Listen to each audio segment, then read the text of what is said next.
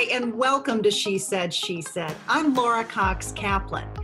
Today, I'm honored to welcome Martha MacCallum. Martha, of course, is one of the nation's leading political journalists. She is the host of The Story with Martha MacCallum, as well as a terrific podcast called The Untold Story.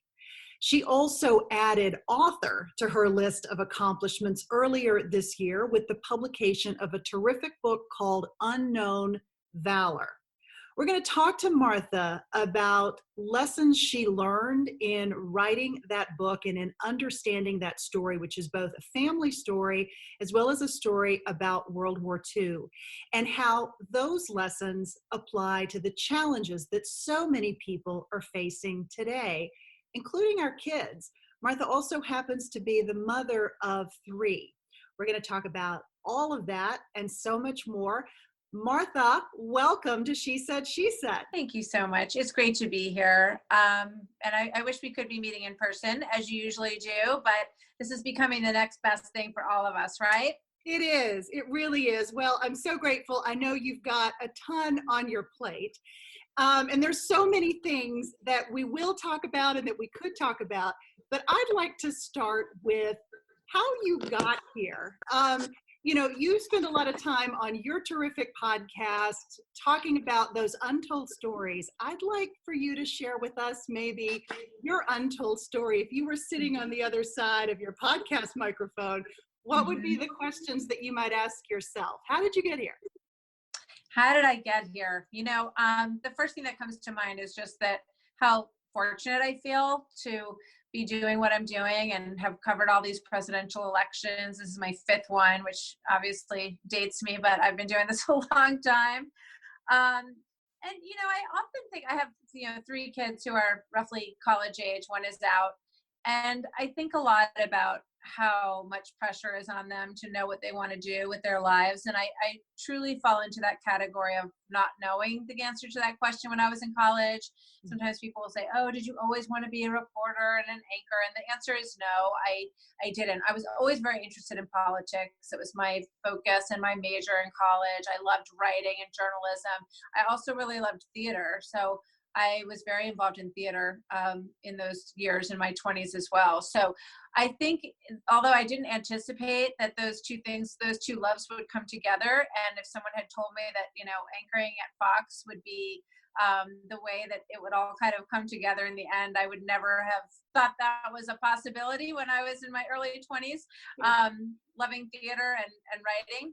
But I think somehow they did all come together. And I think that people need to sort of trust, if you follow what you love doing, the things that you want to dive into and spend your time on the most are the things that you tend to, I think, be the most successful at. So I've always loved stories and I've always loved writing. I'm a nonfiction person. I read a ton of nonfiction. And I think that biographies and life stories are kind of so rich that I'm reading this great, The Splendid and the Vile. It's a biography of Winston Churchill during the Battle of the Blitz, and it's so insightful and beautifully written by Eric Larson. And for a while I wouldn't buy it because it was like the book that was right ahead of me on the bestseller list, so I didn't want to help him out. But I finally broke down because I was just dying to read it, and it's really good. But basically I came at this a very circuitous way. I did not, as a kid say, oh, I'm going to be an anchor on a national cable news program, but it's evolved and unfolded very sort of organically for me, following one thing after the other of what I love to do. Now, you, if I'm not mistaken, you started as a business journalist working for the Wall Street Journal, but in television on the I did, side, right? Yeah, I actually started at a print magazine called Corporate Finance Magazine, which was basically a trade publication, just sort of putting my writing skills to work at the absolute, bottom entry level. I checked facts for other reporters' stories, and eventually they let me write little pieces here and there on my own, which I ended up falling in love with doing. I never came at it from a business perspective. I was much more from a journalism writing perspective. So I had to learn finance and business along the way, but I ended up, going to the Wall Street Journal Report, and I was a line producer in the control room. I was a segment producer in the field. I rolled the teleprompter in the control room. I typed the lower chyrons on the screen for the weekend news program that was anchored by Consuelo Mack. So I was very much behind the scenes. But I think, and this is what I always tell people who are interested in this business, you have to love it. You have to love the nitty gritty of it. You've got to love just sitting in the room while the stories are being discussed and debated over in terms of what is valuable enough to go on the show, and just be wanting to soak it up. It's not about saying, oh, I think I could be an anchor, like someone who sits in front of a camera and reads things, because that's not what the job is. So I think you have to come at it from a very nuts and bolts love of journalism and storytelling. And then if you check all those boxes and you still think maybe you should get in front of the camera, then that's when that bridge gets crossed. Yeah. Where did you have a big break moment? Is there something that you can point to? That, I mean, when I was a producer for the Wall Street Journal Report, so I was helping to prepare segments for other reporters who were on camera. And Chris Graves, who was the executive producer of the Wall Street Journal Report, said, there's a company in Japan that wants us to produce, business minutes for them, just a short little thing that they would send from the United States to sort of be part of their broadcast in Tokyo. And he said, would you like to, give it a shot? I have some other people that are also going to give it a shot. So I, basically auditioned to just front these little business minutes, and I got it. And I remember I was so nervous. I was smiling. My jaw was literally like shaking while I was talking, because I was so terrified. And I don't know really how I got it, but I did. And that's when I realized that, it's a little bit more tricky in front of the camera than it might look. Because I thought, being behind the scenes all the time, I was like, oh, it's so easy what they do. But over time, and with a lot of practice and a lot of experience, you start to loosen up and hopefully talk like a regular human being when you're in front of the camera. And I think that's what cuts through and resonates with people. One of the things that I like the most when people kindly come up to me when I'm out and about or in the field is they just say, I trust you. I feel like I know you. So that to me is the highest compliment that anybody could give me. We're in such an interesting period of time at this particular moment with this pandemic, because folks like you, just like everybody else, are having to do what they do without all the bells and whistles that they normally have to rely on. So your makeup people, your camera people, your lighting people, it's such an interesting sort of lens into a more realistic and authentic view of, you all as people, which is really amazing. I think you are very approachable. You're naturally very authentic. Not everyone who does what you do is quite so authentic, but what do you think, what impact do you think this pandemic will have had maybe on the industry? Do you think that maybe viewers connect more to people that are in front of the camera? I don't know, or different. So, you know what? I have maybe a slightly different take on this than some folks do, because, and in full disclosure, I have a small group that has stuck with me in my basement. So I have a producer who's at the camera. I have my assistant, and I have hair and makeup. So because we all figured we'd been in each other's faces, we'd been on the road, covering the election cycle and a book tour for weeks and weeks when all this started. And we kind of figured that we had been in each other's faces all the time anyway, and that we were going to kind of stick in it for the long haul.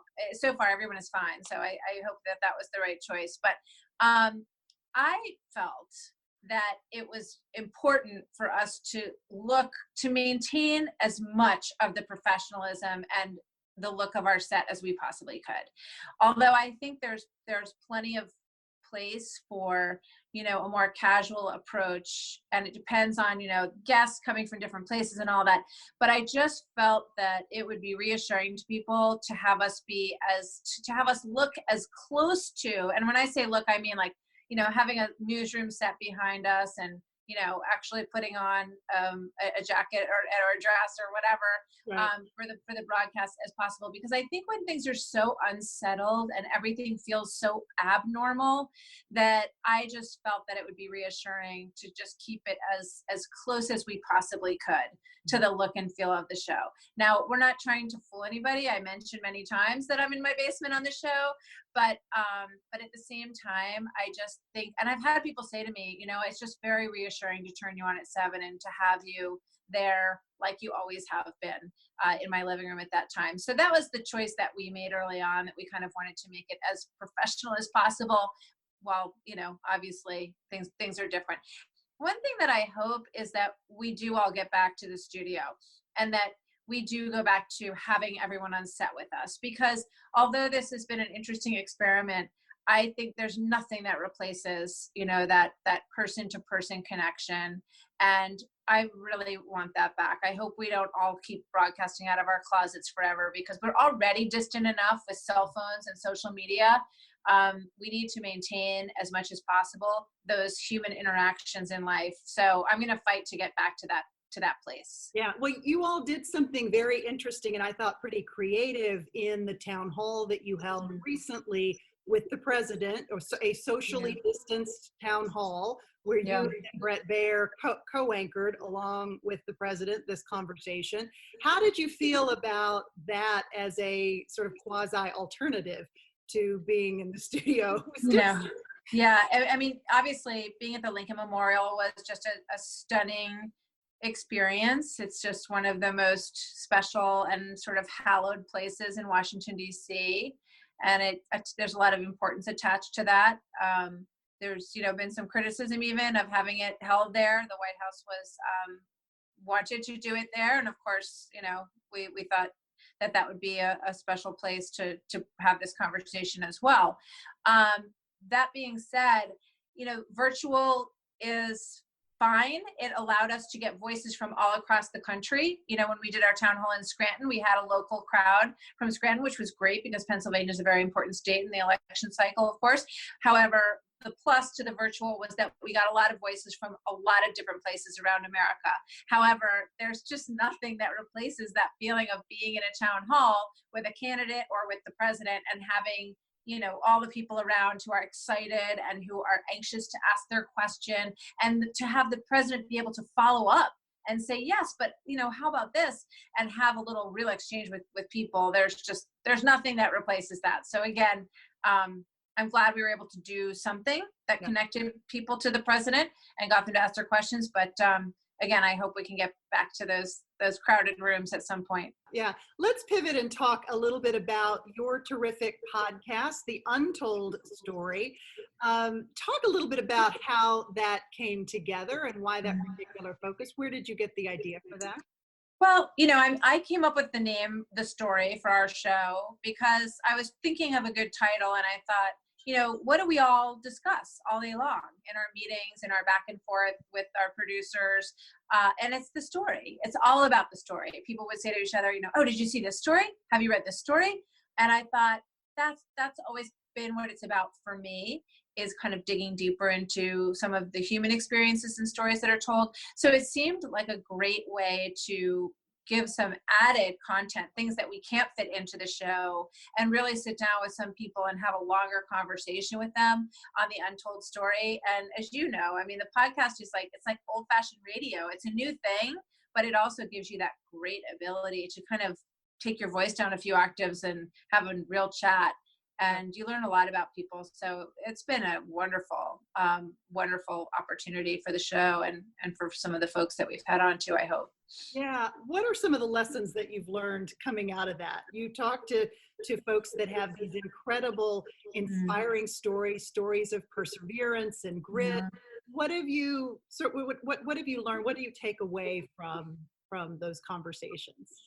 Well, I think that everybody is human, and that some of the most successful people that you run into are some of the most humble. I think of Woody Williams comes to mind, Medal of Honor winner in World War II, who also ended up being someone that I wrote about in the book. his story is so incredible. He says, I'm country. I'm from West Virginia. And he grew up in a very large family, all of whom were, birthed by a midwife who lived in their village. And to go from that and to be too short to be allowed to enlist in the first round, and then to be sent ultimately to Iwo Jima and to become this incredible war hero. He's the only living Medal of Honor winner from Iwo Jima, and there were many Medal of Honor winners at Iwo Jima. So to sort of bring someone like that into an environment where some people who don't know his story to get exposed to it is one of the great things that I love about that. Another totally different example is a podcast that I did with Donna Rotuno, who was the attorney who represented Harvey Weinstein, very accomplished woman attorney from Chicago, and obviously in a role that no one would expect to see a woman in, representing him. But I was so impressed with her approach to the law and her belief that everyone, no matter how, vile some people might think that person is, deserves in our system of justice to have representation. And it's a principle that she takes very seriously. So I think just giving her some more time to explain where she comes from and what her approach to the case was also, a very memorable untold story. So you've added author to your list of incredible accomplishments with your great book, Unknown Valor. Talk about, so this story is very personal to you. It's part family story. It's a World War II story. Talk about when you first learned about this and how you knew this was what you wanted to write about. So I first learned about Harry Gray, who was my mother's first cousin, when I was probably a young teenager. And my mom shared his letters with me. And when I read them, they just made me cry. They were so beautiful. And they always made her cry because she loved him. He was like a brother to her. And he had lost his father very young. So my grandfather, who I was very close to, felt like Harry's, surrogate dad. And he played that role in a big way for him. So it was a story that I always knew growing up. Of course, I never met Harry Gray. I only knew him through his letters. But he wrote so beautifully. He was only 18 years old, and the letters that he wrote were so eloquent and so caring and generous to the people at home who loved him and were worried about him. So when I decided to write a book, I was sort of looking at a few different options of what I might write about. But I sat down with the editor at HarperCollins, and we started talking about the story. He said, that's your book. I mean, that's the book you have to write. That's obviously the story that is burning in you, that you want to tell. And then originally I saw it as just sort of a compilation of his letters and some of the stories of, what happened on Iwo Jima. But then I thought, well, I have to start at the beginning. This has to go back to Pearl Harbor. It has to go back to why we ended up in the Pacific in the first place. I have to explain how these men all ended up on this tiny island in the middle of nowhere, and go back on all their lives, back home and in their hometowns and back to the beginning of Pearl Harbor. So then it just became a much larger undertaking than I ever imagined. And I felt sometimes out of my depth, sort of getting into it. But it was an incredible, I always said, if I'm going to spend the time to write a book, I want it to be something that turns out to be a real learning experience for me, because I'm going to read all these books and spend all this time. I want to feel at the end of it as if I've learned a lot. And boy, did I. I ended up going to Iwo Jima myself, and I ended up discovering I had all these military records, and I wanted to find someone who knew more about what happened to him and what happened on the island. And it was just, I never imagined that I would meet two men who were with him when he was killed. I had an extraordinary researcher helping me, Ron Drez, and also Dean Lawback, who was very good with the military records.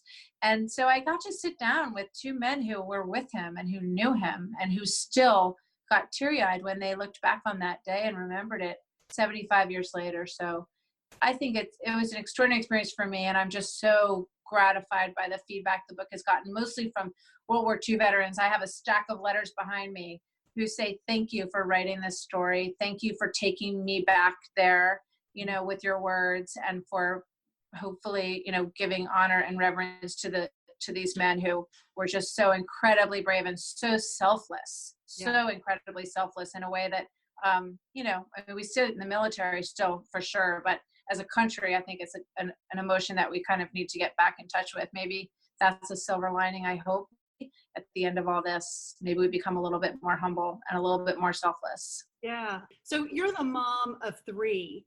What do Mhm. you hope your kids, because you've got kids that are older teens, as I understand it. You've got a daughter and two sons. You've got Yeah. in college who plays football, and you're a big Notre Dame fan. But, Mhm. but what lessons do you hope you're able to impart to them, because they are, relatively the same age that Yes. these now men who were young boys at the time. We all talk about how can we teach our children about grit and perseverance. How do you think how are you applying these lessons that you learned to your own kids? Well, you know, it's hard. They, you know, reading the book, I think, was a big eye opener for them. My youngest son is named Harry after Harry Gray. And so I hope it's, you know, something that will kind of live with him forever, the memory of the person that he was named after. I also have been sharing the letters that I am now getting from people with them, because these letters, again, are so remarkable, from these men who sort of, and their heroism is incredible. I mean, Harry Gray was, you know, just a young private who unfortunately got hit with a mortar shell. But some of the extraordinary heroism stories that these men send me, and again, they're just so humble, and they say, thank you so much for this book. And they don't think that what they did is any more brave than what, you know, anyone else did who was killed there. So I like to continue the dialogue with them through these letters, because I think it just sort of continues to send that message to them. And then, you know, they're living through something right now.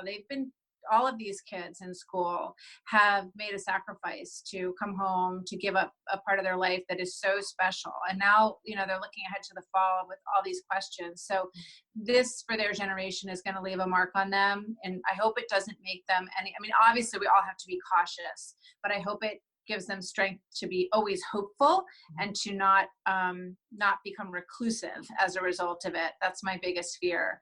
But you know, they're going to have their own mark of in history for the United States of what this moment was like for them. So a bit of a baptism by fire at the moment as well. It certainly is. Certainly is. Any practices that you all have engaged in as a family that you maybe are doing things differently that you Mhm. maintain coming out of this, once we are on the backside of Yeah. the pandemic? Well, you know, the best news is that we all really like each other. You know, it's Thank nice to goodness, know right? that you really enjoy being together. I mean, that's not to say there haven't been moments of, you know, friction or frustration. I don't think any family is human if they don't have those, and admit those. But overall, I'm grateful for the time that we've had at home together, and we've played a lot of Scrabble, and we've watched a lot of good, you know, TV shows and movies. We finished off 5 seasons of Peaky Blinders together, which is one of my favorite things that we watched.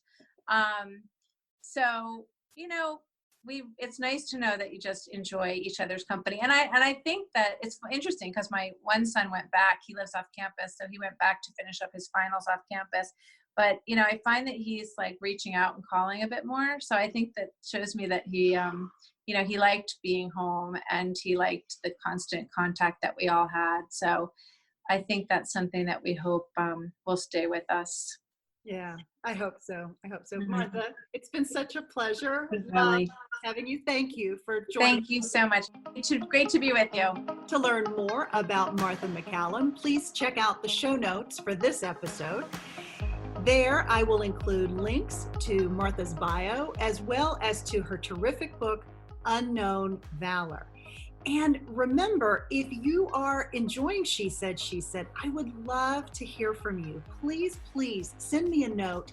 Let me know what topics are resonating with you, what's really helping you, and what you'd like to hear more about. I hope you know it is incredibly gratifying to me to be on this journey with you, and I am so grateful that you're willing to share your time with us. It means so much. I hope that these conversations are helping to make your day a little brighter and your journey just a little bit easier.